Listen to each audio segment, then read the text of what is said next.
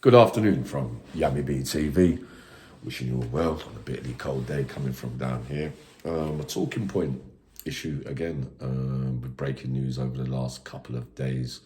That child killer, Liam Foster, after 22 years in prison for murdering a 14-month-old baby who he was living with her mum at the time, burnt her alive down there in Sheffield. Gets the chance to go to open prison conditions after 22 years, right?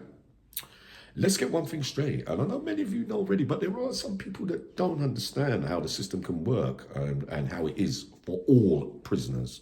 Now, don't matter what your offence is, child killer, serial rapist, serial killer, blah, blah, blah, you're still entitled, like any other prisoner, to progress through the system and get a chance by the progress and the good behaviour that you've shown over a long period of time, gets you down in category and makes you move through the system a little bit quicker. And he's been denied parole 3 times. On the 3rd time, he got denied parole, Liam Foster, but they agreed to send him to an open prison, which means he's not too far away from release, to the anger and horror and dismay of the poor deceased little girl's family, thinking, well, how does he get a chance to get back out? Like I said, it don't matter about your crimes, you can still sell through the system. Now, it's not a lot of child killers that get released, right?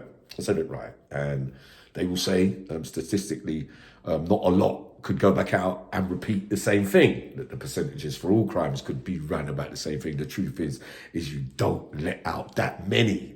We've gone into Pitchfork and Black and you're releasing them, right?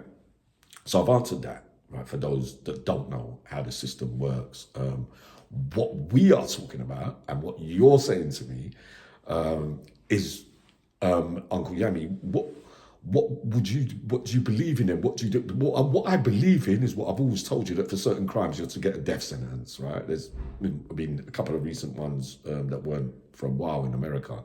Freddie Owens is a recent one as well, not a child killer as well, but still gets lethal injection. I don't believe that you could ever be cured from certain offences. I believe once it's in you, it's in you. It don't matter what happened, what the circumstances were, what the surroundings were, what you did was horrendous, horrific, and no coming back from, really. So I believe that he's one of those, I believe, that you're meant to get the death penalty for, but we haven't got it over here.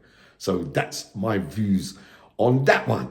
What we do is we highlight on these cases where the possibilities, you let out Pitchfork and thing already, and there was worrying signs from them. And Robert Thompson obviously was a child killer from Liverpool, was a child himself, but obviously still has warped ideas that and he's been recalled a couple of times.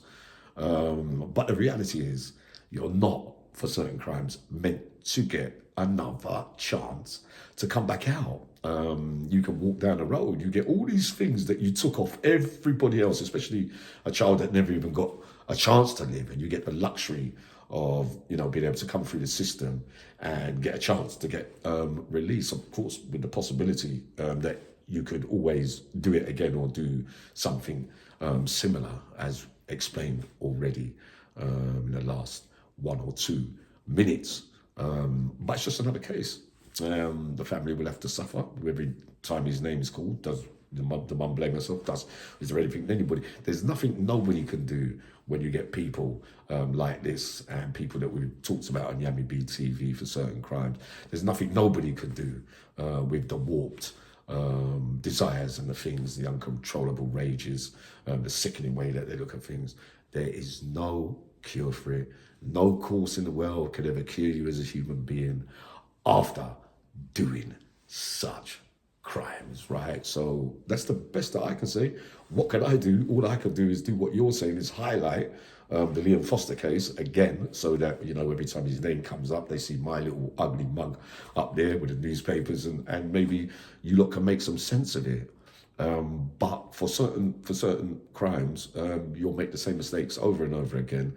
When there's other people languishing for 25, 30, 35 years, but they weren't child killers. You see what I mean? So disproportionate, and each case different, I suppose. feel sorry for the case managers. They've got to read through the ingredients of people's cases. You have to wonder if they're mentally disturbed as well.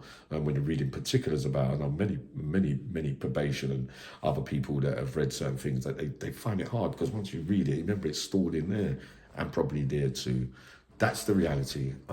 That's the latest high profile madness again, really. So he will get a chance to come out because he's reached that category and open conditions, right? Sorry for going on a bit. I'll be up in a little while anyway.